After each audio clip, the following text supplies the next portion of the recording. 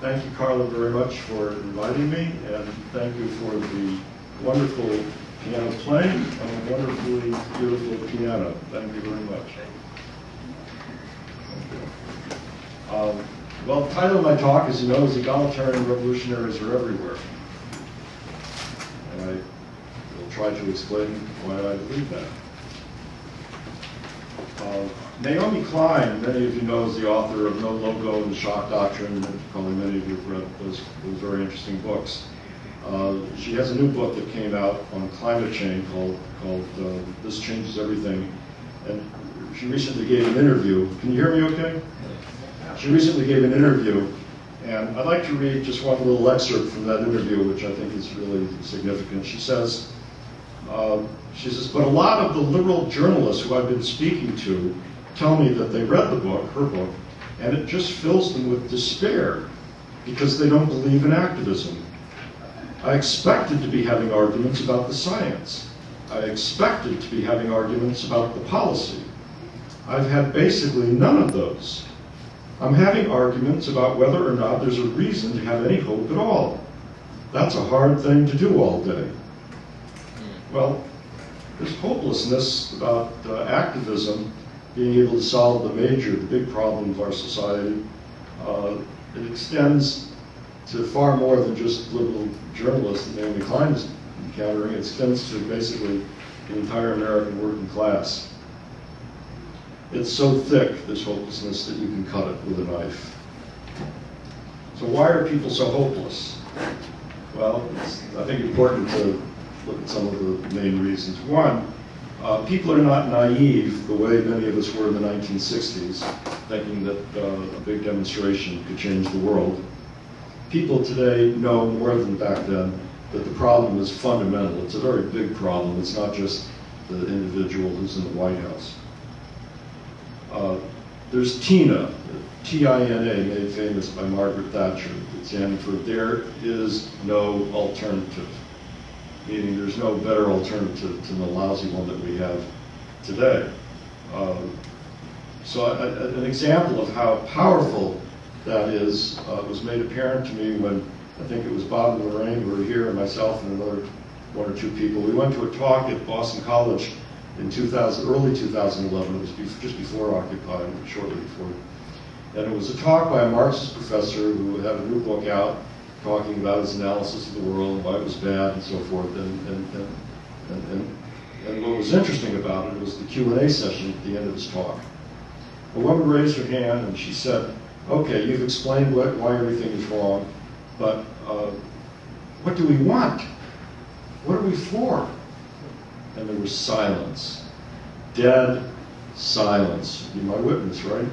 It lasted, I can't remember now exactly, but it seemed like it lasted forever. Nobody had anything to say about what we want. And as my son Abram says, people don't get on a bus if they don't know where it's going.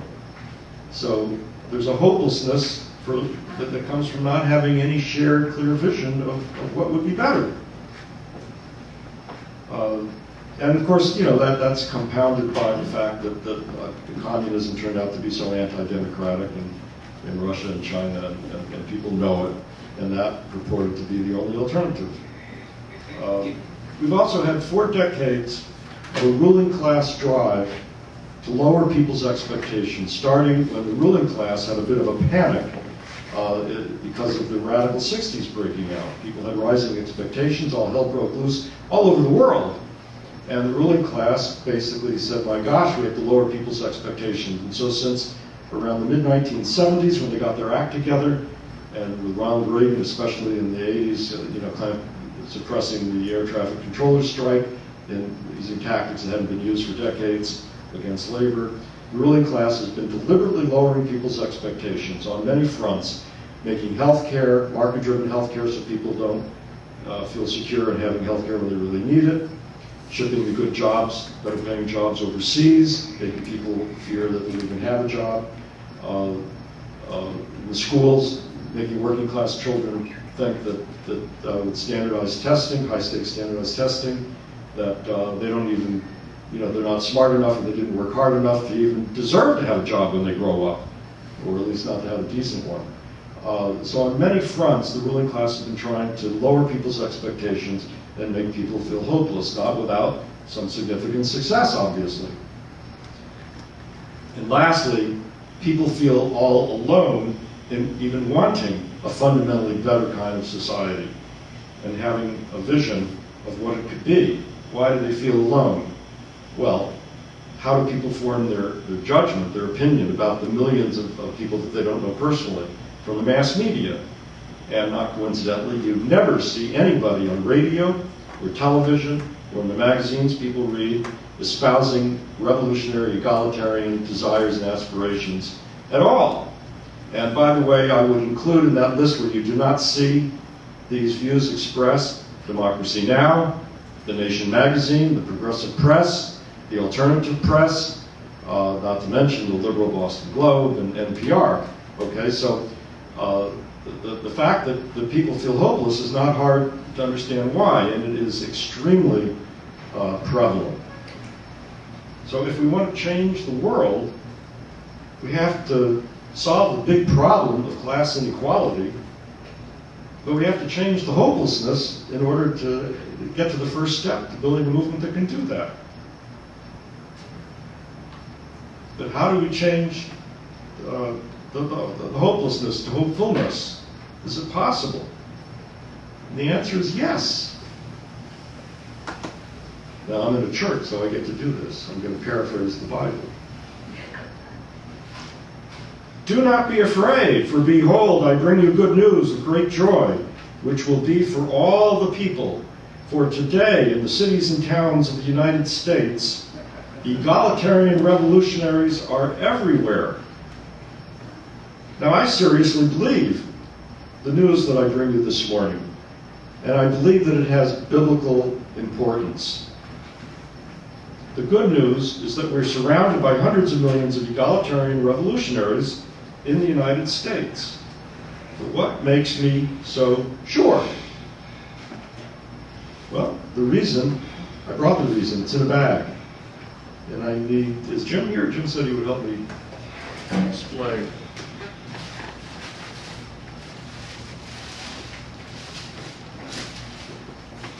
Let's see how we're going to do this. Open the bag, right? They say you can bottle it. Okay, let's see how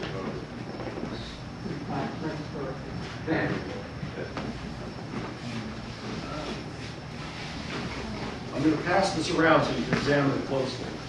And it's fairly indestructible, so I don't care if you're dragging the floor or whatever you're going to do. But what you're looking at here, is signatures. Most of the 1,469 signatures that we have as of today, the number that keeps growing, signatures for a statement that is called This I Believe, which I think I'd like to read to you, because this is not a watered-down statement designed to be a common denominator statement so to make it easy to get a lot of signatures. Quite the contrary. Let's read it. It says, to my neighbors near and far, it's not a petition. It's to the public, to my neighbors near and far, to see the signatures. The purpose is to display the signatures to the public so the public can see they're not alone in feeling this way. This I believe.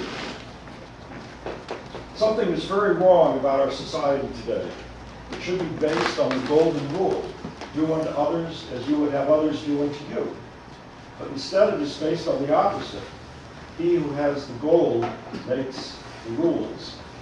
The ones with the gold celebrate greed and looking out for number one. They destroy the environment for personal gain like BP did to the Gulf.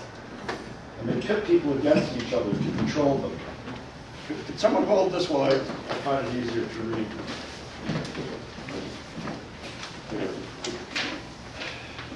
In the United States, we have a fake democracy. Big money owns the media and political parties, controls the electoral process and politicians, and determines government policies, which have nothing to do with campaign promises or what most people want. This is not right. Our capitalist economy is based on and perpetuates enormous economic inequality. Most people are merely hired hands working for and required to obey employers who claim illegitimately to personally own the Earth's land and minerals, as well as the material and intellectual wealth produced by millions of working people. The poorest people do the hardest work and enjoy the benefits of socially produced wealth the least.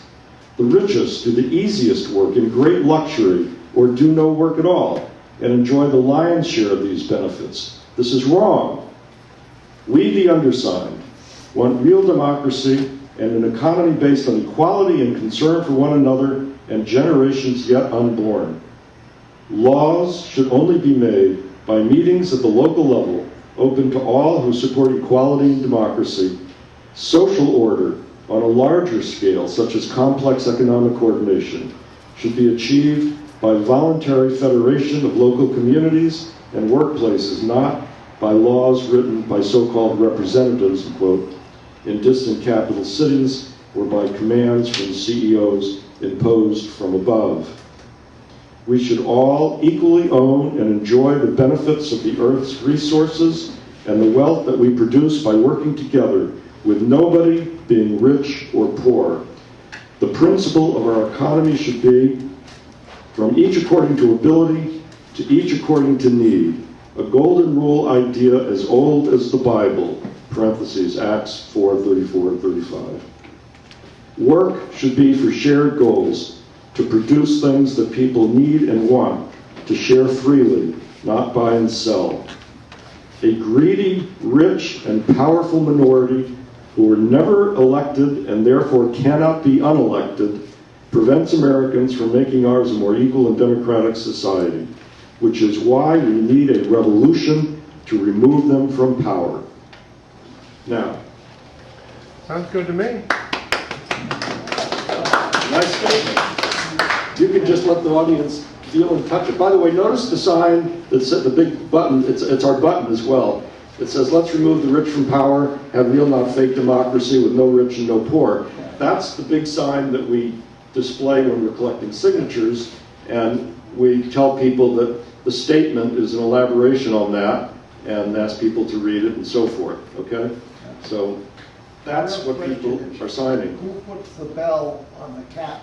Well, that's an excellent question, one that I often pose to people with various theories, and I'll save that question. I'd like to address it, okay? Okay. So,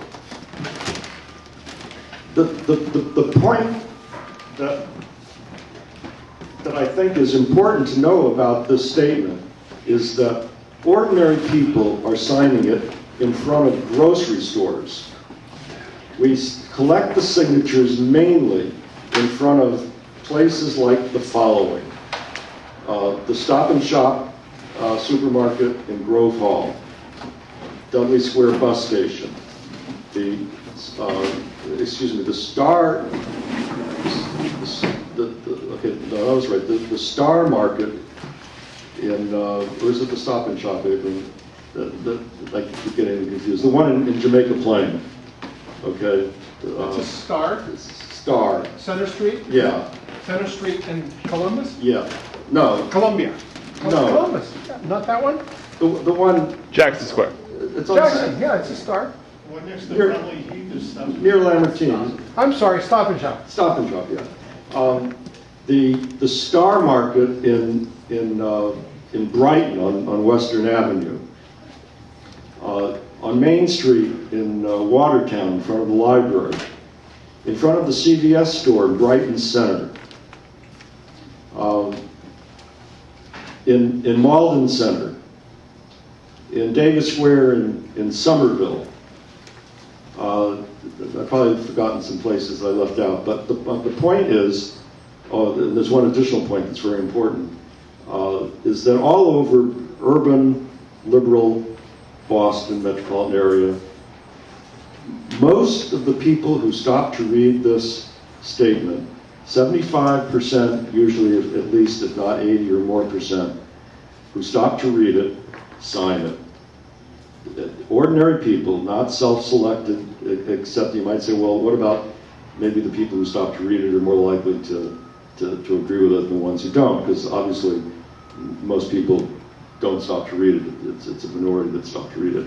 Well, we tested that theory.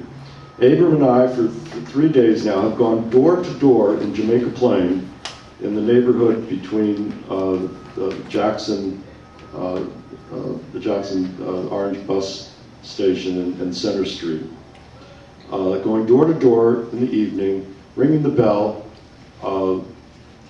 People answer the door.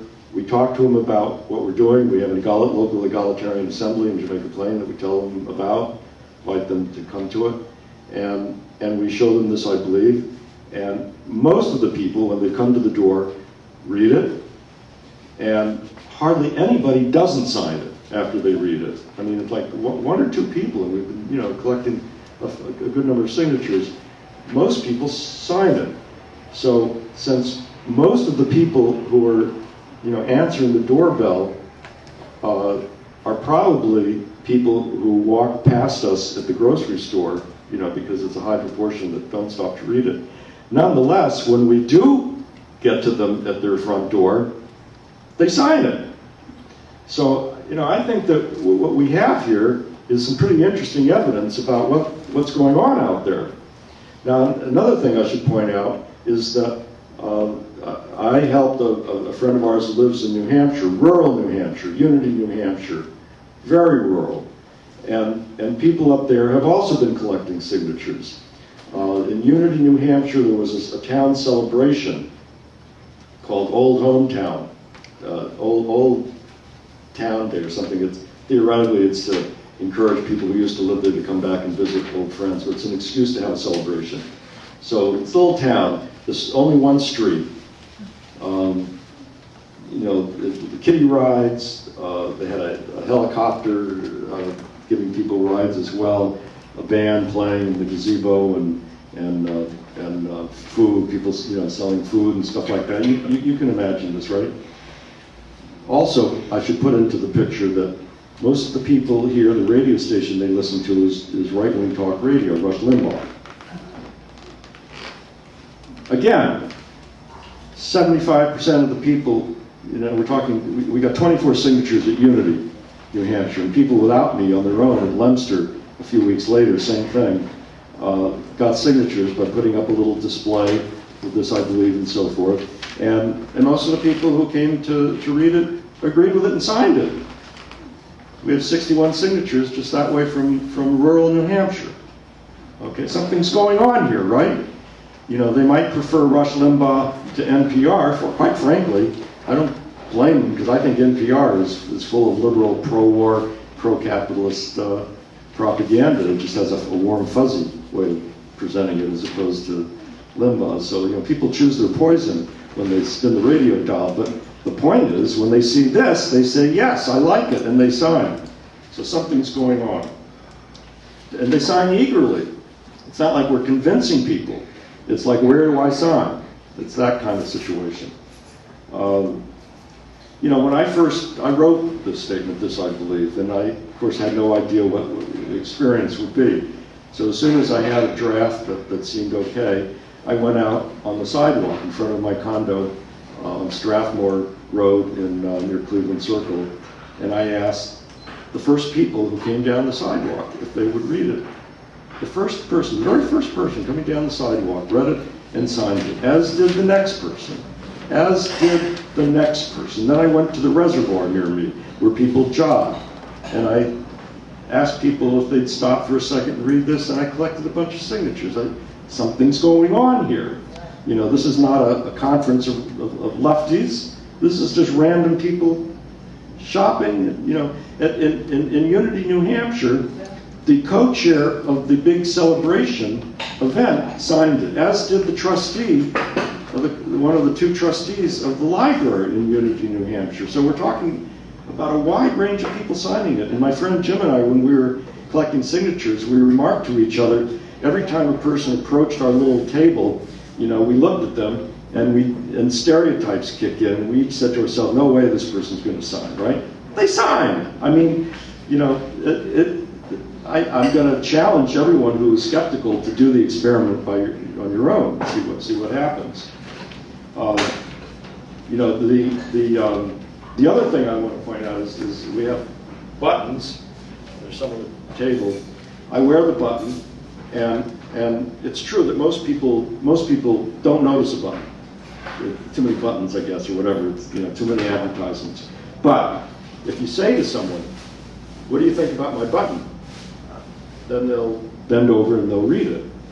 And I do this with every cashier when I'm buying stuff, every person operating the cashier, the people who give me my drugs at CVS, the bank tellers that I deal with, and the assistant bank manager at the bank that I have accounts at.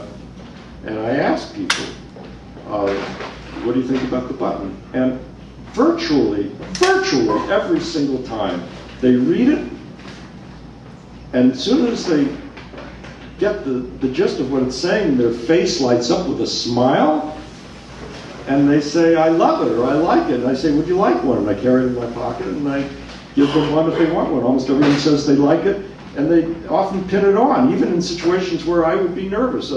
The cashier at Trader Joe's, and here's another one. I had to move out of my house for repairs to be done, my condo, so they put me up in the Holiday Inn in Brookline, and on Sunday they have a breakfast buffet, you know, and there's a guy who makes omelets, you know, puts in it what you request, right? He's wearing the button. Ditto, when I drove home from New Hampshire, I stopped at a restaurant, and they're the same thing there. The guy making the omelets is wearing a button. I don't know if it's just people who make omelets or not, but, you know, something's going on here, right? Ditto, the waiter, he waited on me, and I got to know these people a little bit because I was there for more than 2 weeks, you know. So what I'm going to say is, if you don't believe me, get a button, do what I said, try it yourself. All the tellers at the bank in Coolidge Corner took a button, and the assistant manager, who likes to talk a lot, told me that this discussions about egalitarianism has completely changed his attitude about money and society, so much so that he talked about egalitarianism and the need for it with a friend of his who lives on the Cape, and his friend agreed with him about egalitarianism being the way it ought to be, which you have to go on our webpage and read about egalitarianism. You know, it involves basically having a sharing economy where people who work reasonably share according to need, and voluntary federation, like this I believe says, where laws are made locally by people who support equality and mutual aid and democracy, and no one orders them from above. Things are coordinated on a large scale by mutual agreements, voluntary federation. So we have people who are now arguing this and getting a good reception who are assistant bank managers. Something's going on here. Okay, but there are problems. And I'd like to talk about what problems are.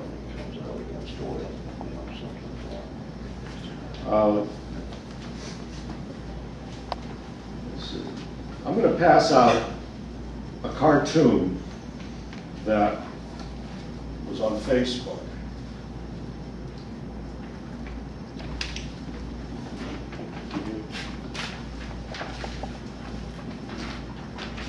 It's not enough for everybody, so just around. This was on, you know, some anti-establishment, anti-war, you know, person on the side of the angels on Facebook posted this.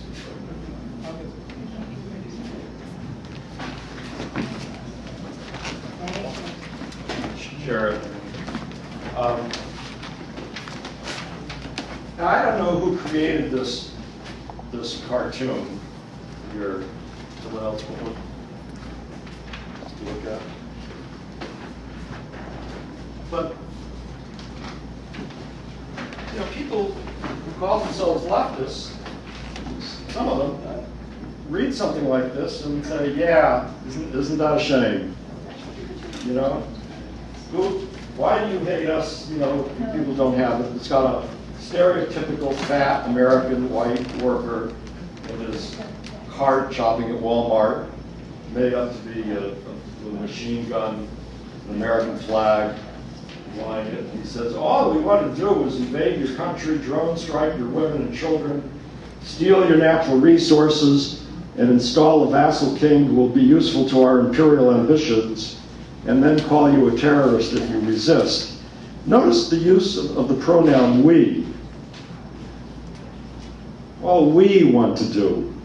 Notice the stereotypical working class person. This isn't the capitalist with, the top hat, the monopoly guy. This is Joe Sixpack, okay? Now, who produces something like this? Well, I don't know who produced it, but they probably have a check coming to them from the CIA, because this is ruling class propaganda. This is the propaganda that the ruling class, an example of the kind of propaganda that the ruling class uses to make people feel hopeless. They can't persuade people that these unjust wars are good, that the inequality is good. They know that. They have to persuade people who are against those bad things that they're all alone. Abandon hope, all ye who enter here, is the main ruling class propaganda. And that's why you never hear egalitarian revolutionary views on NPR, Democracy Now!, The Nation, The Globe, and so forth. So that's a big part of the problem.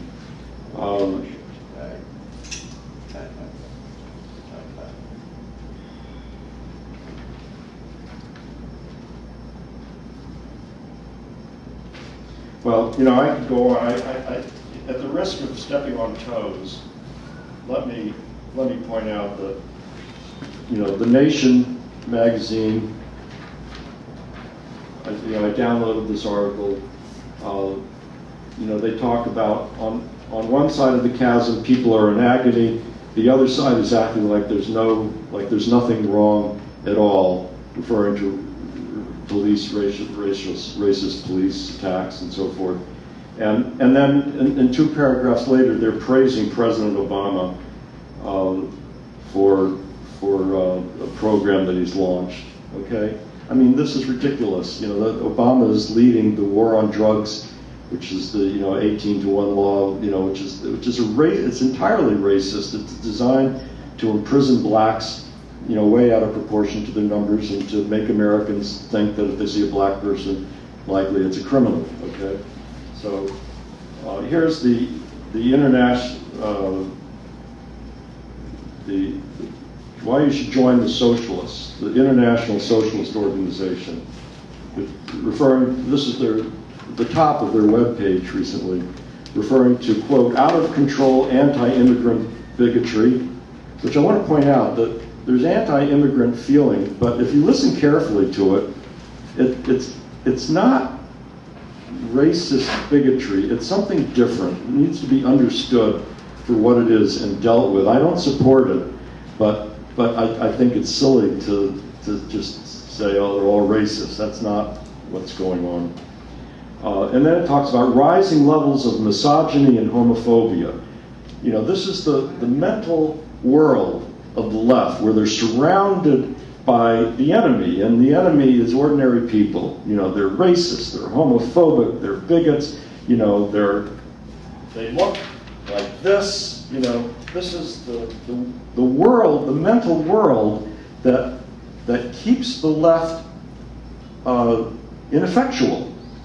The ruling class wants its opposition, the people who complain about their wars and their inequality, to be ineffectual, to be self-limiting, self-crippling, by believing that they're surrounded by a hostile public. And as I said, at the risk of stepping on toes, this is the Community Church's bulletin that had the announcement of my talk in it. And, it says Roy Zimmerman, the Blue Dot Tour. And it says, that he plays, often playing in some of the least progressive places in America for the most progressive people there. The Blue Dots, he calls them. Now, what's the mental image here? The blue dots. You know, it's the blue dots among the anti-progressive or the hostile, the bad people, right? In other words, it's this image that the left progressive movement has of reality. It's just wrong. And it's time for people to realize it. We are literally surrounded by revolutionary egalitarians. If you take the button in this I believe, and if I challenged you to go out onto the streets of the neighborhoods in Boston, or even rural New Hampshire, and find someone who disagreed with it, and gave you like a half an hour to do that, right? You probably wouldn't be able to find anyone. You know, I'll put the challenge to you. Take the button, take the statement, talk to people, ask people, see for yourself. Are we surrounded by people who think that we live in a democracy? By people who think that you know, the government is trying to help protect us, and rich people are good people trying to make jobs? If you talk to ordinary people, you see that most people know that's not true. They know it's not true. They don't have to be told it's not true. What they need to be told, what they need to hear and see, is to know that they're not alone. And that's why in our group, the People for Democratic Revolution, we aim to collect 130 million signatures, majority of Americans, for this I believe. And on the way to doing that, to give people confidence to make egalitarian revolution the explicit goal, to confront what's wrong today, not with defensive sort of, you know, let's make it a little bit better, maybe we can get some powerful rich people to agree to make it a little bit better, but with a thorough, rousing denunciation of the status quo, because it's not egalitarian. And to challenge, you know, instead of demanding, you know, $15 an hour, which you can't even live on, frankly, it's not a living wage for a family, we should demand a society where there's no rich and no poor, where the children of a janitor have just as good a quality of life, of neighborhood to live in, of nutrition, of nice vacations, good education, and everything else that goes into making a standard of living just as good as the children of a doctor or any CEO or any banker, okay? And I think we can build a movement that aims for that kind of society, because it's what practically everybody wants. And I'll stop there and take questions.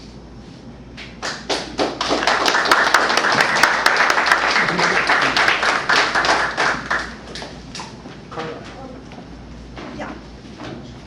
I think I said in between you and questions. Okay.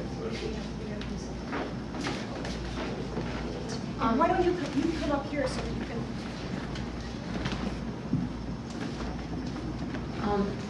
You mentioned the $15 an hour push. Yeah. I was wondering if you think that,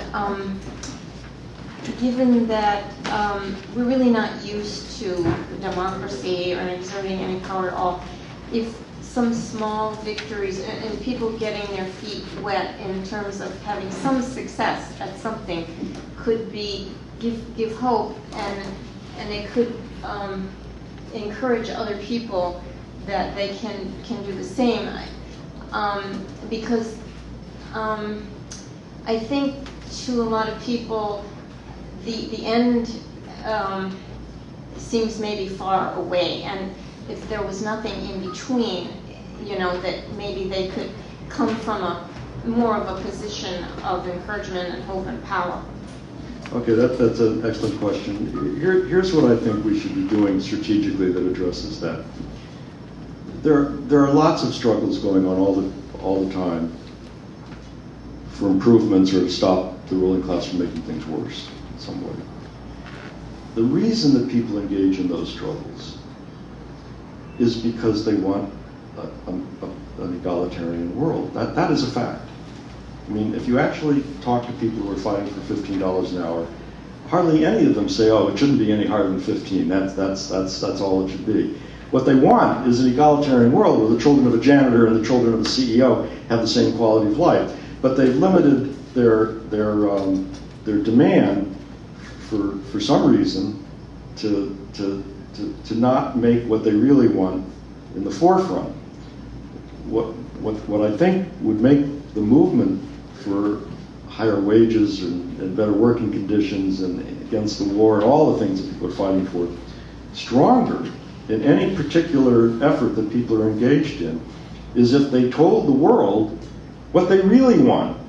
If they told the world that the reason that they're trying to win the particular thing that they're trying to win is because they view it is because the values that motivate them to be fighting for it are egalitarian values, equality, concern for one another, mutual aid. If they would tell people that they think the whole world should be shaped on a large scale by these values, and that these are the values that are motivating them to fight for whatever the particular demand is, then they would be connecting to millions of people who probably don't know the details of the particular struggle that these people are fighting for, and may not be particularly concerned because, people have their own lives and so forth. But when they hear that the reasons they're fighting for whatever it is are these fundamental values, then people will respond and say, yes, those people are fighting for the same thing that I am fighting for, the same thing that I want. It creates unity on a fundamental level that does not exist when people limit the explanation for what they're doing to narrow terms that don't connect to the larger issue. And why limit the amount of support you get that way? There's no good reason. It only weakens you. But there are some bad reasons for doing it, which is that, and again, it gets back to the hopelessness. The people who say, oh, we can't talk about egalitarian values and revolution and so forth because we'll lose support from the public if we do that. A lot of people believe that. They're wrong. That's how you get support from the public. And I can't tell you how many times in front of a grocery store when Abram and I, tell people that yes, we think there needs to be a revolution to remove the rich from power. And no, we don't think that can be done by elections. People take us much more seriously when they hear us say that. Otherwise, those guys want us to vote for Joe Schmo. They don't know how the world works. Or those guys think that in our capitalist society you can have equality. They don't know how the world works, okay? So I think that we need to connect on a fundamental level with millions of people, and that's how to do it. I do want to encourage the gentleman to ask the question about the bell. I have a different one now. Okay, well, But, yeah. Okay.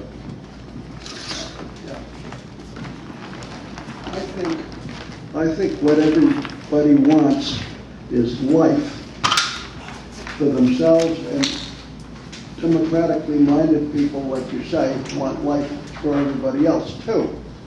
And I was collecting signatures in Lexington. I was the only one doing it for a petition saying that the military budget should be cut in half and the money used for social needs. And it was like you say, everybody that read it signed it. And I got 2,000 signatures all by myself from the Stop and Shop and the Farmers Market. So I agree, it is like that. And but I also like Bill McKibben, who went through the Lexington schools and is a friend of mine. And I gave him books that I edited on climate change. And Bill McKibben was the leader of that big demonstration they just had in New York. And is also a friend of Naomi Klein's. And also Tom Hartman, who's on Russia Today, has come out with a book called The Crash of 2016. What we're doing is unsustainable.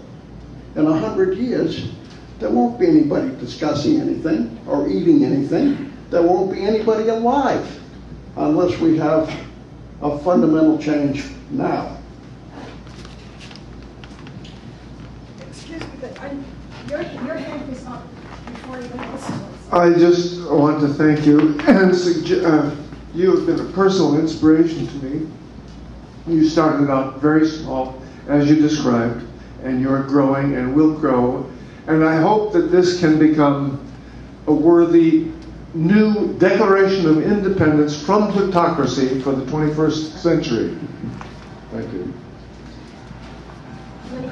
Could I address the question that you asked earlier? You said who will bell the cat, right? I have a friend who was called up. Do you want to ask him who will put the bell on the cat? It's a simple thing because it was in a book by, somebody that your name would be familiar to you if I could remember it. Carl Deutsch wrote a book which was the Bible for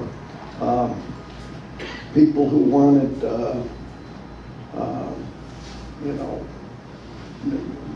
new regimes or nation building. It was his PhD dissertation from Harvard, and he was living with us at the time. His daughter came home from the hospital to our house, so I knew him very well. And he was a communist youth leader from Czechoslovakia. But in his book, on several occasions, he refers to that little thing about the mice and the old mouse saying, well, which of us is going to bell the cat? And I think he decided to do it. So he changed from being a communist to being an expert anti-communist working for the CIA, which is what he did. And,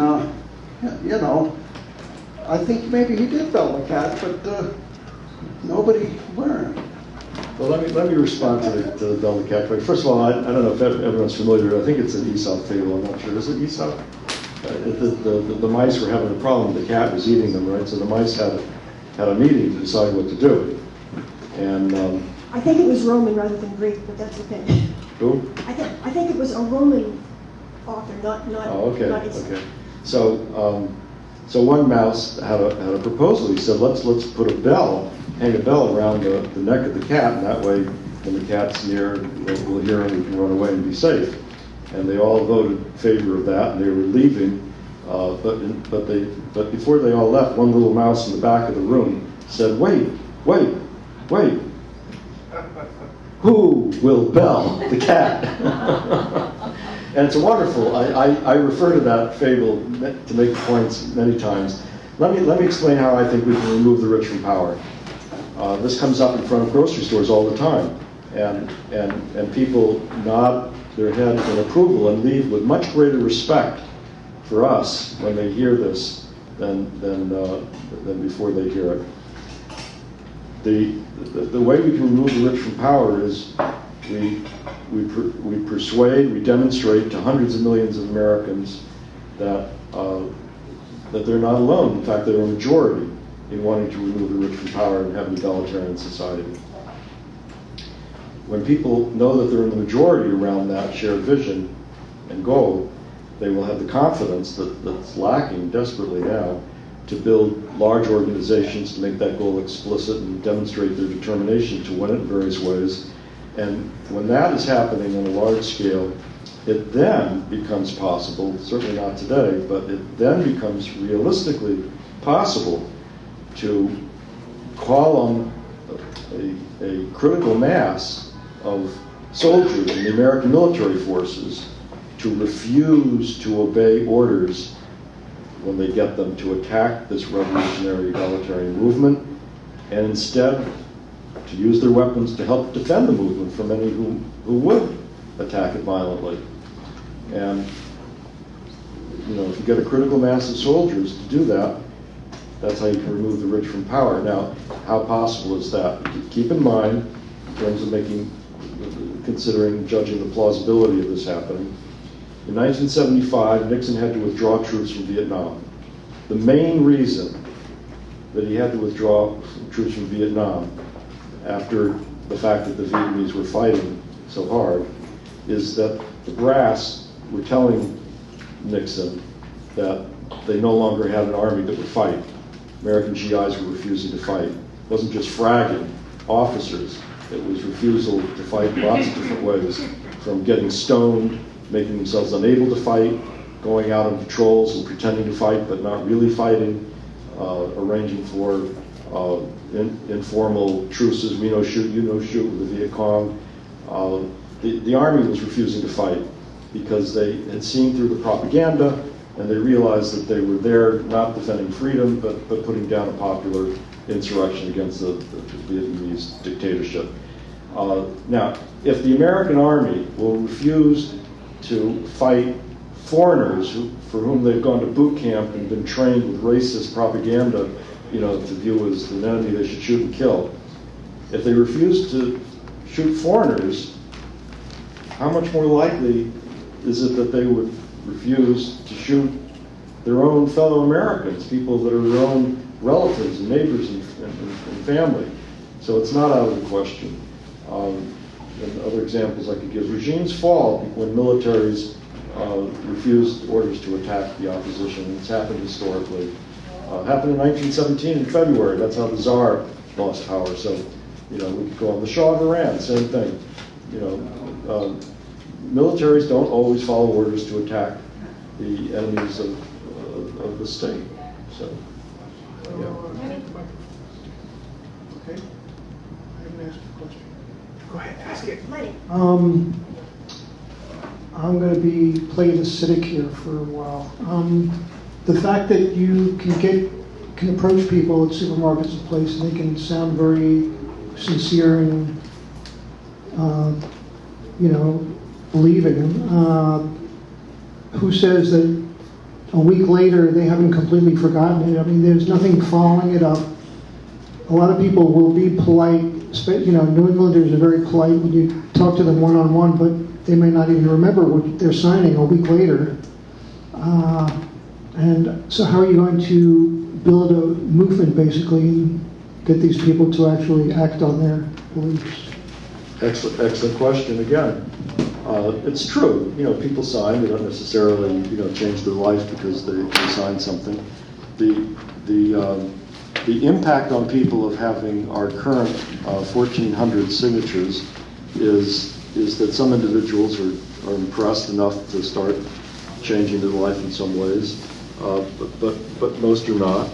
The impact of having 10,000 signatures probably affect a few more people, 100,000 more, 1 million, quite a bit more, and so forth. The hopelessness is, as I said, it's so thick you can cut it with a knife, and the task that we have is to turn that hopelessness around by letting people see that they're not alone. And that's not something that happens overnight, I agree, but that's the most important thing for us to do today, and that's what we're doing it. Now, additionally, we are encouraging people to do as we are doing in Jamaica Plain and in Brighton. My son lives in Jamaica Plain, I live in Brighton. We're letting people know that there is a local assembly of Jamaica Plain Egalitarians and a local assembly of Brighton Egalitarians. It meets monthly in the Nate Smith House in Jamaica Plain and in the Community Center in Oak Square in Brighton.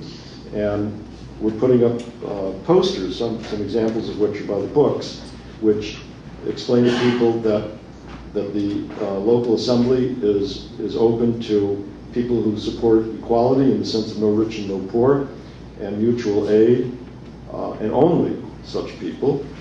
That in an egalitarian society, the local assembly would be the only lawmaking body that people in Brighton or Jamaica Plain, would have to obey. And we are inviting people to join us in writing examples of such laws, like the one in Jamaica Plain we posted. The law's title is Gentrification is Illegal. It starts out by saying doctors and scientists and so forth are welcome to live in Jamaica Plain, but nobody will be forced to leave their home involuntarily because of any economic coercion or anything else, okay? And discussing, how, the ramifications of that. And the one in Brighton went up, public transportation is free. and explaining that everybody who does useful work in society is paid for it by doing that work. That's the work that produced the entire MBTA, from the trains to the rails to the driving and the maintenance. And they shouldn't have to pay anyone extra. They ride for free, and so on.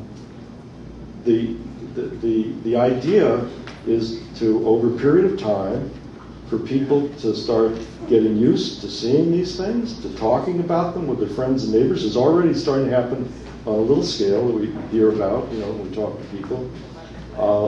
And to make the egalitarian alternative one which is vivid in people's minds because they've seen it applied with laws for their own community, and one where people are starting to say, well, why don't we make it this way? What's to stop us? And, get into those conversations and become aware of other people, other towns. So if you want to do that in your town, let me know. I'll give you all the help we can. I have a couple of comments. One is, a couple of 100 years ago, almost, there were two communities, one here in Boston, Brook Farm, and the other one, the farm where I grew up, in Phalanx, New Jersey, Upland.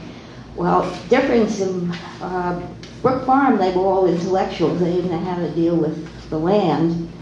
In Jersey, they were rich farmers, actually, at the time, who gave up their possessions and set up a co-op, Phalanx, a co-op. And they were concrete. And they had, the letters went back and forth to Brook Farm, the letters went back and forth to the Tribune, and all kinds of famous people. But concretely, in Jersey, the women wore bloomers into Red Bank, and they created the first economically viable canning plant in the country. Okay. But it was this egalitarian thing that you're talking about. Both of them collapsed. Okay? But today, and I've been working since I've been a child and heard it really, earliest political thing I can remember being 6 years old and hearing a very violent confrontation between communism and Democratic Party and politics in the 30s. I was 6 years old. And I had my rear end spanked because I said something wrong. Aren't the communists good? Okay. That's true. But today, my experience has been that, yes, people accept the egalitarian, but people also need the concrete. We need those concrete, and yes, you win those, though that doesn't change the system, but it says a victory can be won, so that the piece is to coordinate many of the things that are going around now which say, yes, I can make life better for you or for my neighbor or my mother or etc. with the larger piece. And I just don't, egalitarian is nice, and it's my piece of talking the history is it's American is A, B, C, D, But we need to move from there, and today two big pieces are that the economy is a world economy and the environmental crisis is a world environmental crisis. And you should know from Harvard, I worked in the 60s and Roger Revelle was brought in, which was the first real consciousness of what the environmental crisis was going to be. I'm not going to talk about politics, I'm talking about the science. You make, very important points. It's true. It's easier for people to defend what they have than to fight for something they don't yet have. And we've been trying to figure out how to take advantage of that fact. And the egalitarian assembly is a sort of a halfway measure to create a sort of something that people have that has a sort of aspect of defending it and envisioning how it should be larger. But I agree. The problem, of course, with these small egalitarian communities is that the trap that we need to avoid is equating an egalitarian revolutionary movement with one that just wants to share the poverty. And for lack of owning the real wealth of the country, the vast farmland, the industrial wealth, the mines and so forth, for lack of owning that, we can't have a true sharing economy that people prosper. And so we have to avoid the trap of abandoning the goal of society owning all that wealth. And it's a difficult thing to do. But on the other hand, what you point out is true. Having something to defend is easier than trying to get something you don't yet have. So. Anybody else want to speak? Yes, Steve's hand. Why are you ignoring me? I'm seeing, because Steve had his hand up first. All right, I'll wait another 10 minutes. You'll be- I raised it 5 times, and you're right there. Thank you. Yeah, but nobody from that side of the room has had it at all. I'll move over there and make sure Yeah, hi, John. Thank you for the presentation. Could you address the fact that we now live in an atomized society where people are encouraged and go along with it to sit in their living room and watch television rather than associate with one another? When I was a kid, there were public speaking venues in all the cities. Union Square in New York, the Common here, Bunkhouse Square in Los Angeles, all over the place. People went to theaters all the time and associated with hundreds of other people at a time. And this was a very common experience for people. Nowadays, people are encouraged to sit in their living room and not associate with other people and get all they get all this boss class propaganda fed directly into their minds. I myself will not look at television. I loathe it. And if other people in my household did not look at it, I wouldn't even have one. But I think that's extremely insidious, and it's also set up to make people feel hopeless, to make them feel, if I don't agree with this crap, I'm all alone and can't do anything about it. If I do agree with it, then I'm the guy in this awful cartoon. And also a related thing, that the entire time I worked, I was very conscious of the fact that when I was a kid, there was still like a working class culture that people could be involved in. Unions were strong, and they were not just directed at wages and hours kind of stuff. They had a much larger social vision. And the union I belonged to, the IWW, really embracing social vision of a transformed society. But even in the CIO and the AFL, you had elements of that. And that's entirely disappeared now. Unions are not vehicles for anything except wages and hour stuff. And they're nearly extinct anyway. So, your point about the atomization is undeniable. And in fact, it made me think, I think it's a New Yorker cartoon. Some cartoon shows the man, bride and groom getting married. The priest is reading the ceremony and they're standing before the priest, and she's texting on her telephone. You go on the subway and everyone's plugged in their ears, right? So even if you aren't together physically, you're not together socially, You're right, it's a big problem. Atomization is a good name for it. And the working class culture has been attacked so much that it has no articulate, organized force to speak of. And, the working class values are still there implicitly. They're not as explicit as they should be. When on the subway, if someone drops something, everyone says, "Man, you dropped your thing," or people get up and give a seat. I mean, there's a culture of solidarity, but it doesn't have organized form to shape society in a large scale by it. It's just your immediate little personal relations that are affected by it. So we're trying, what we're doing with TDR Boston is trying to create an explicit culture of working class values. That's what egalitarianism is. And we're trying to, I'm giving a talk on Tuesday, October 14th at the Nate Smith House in Jamaica Plain, 7:30. It'll be similar to the one here, so you're not missing much if you don't come to it. But we've been putting posters up, trying, to get people to come. People don't go to meetings today. It's like Naomi Klein was pointing out. People are cynical about, the value of going to a meeting.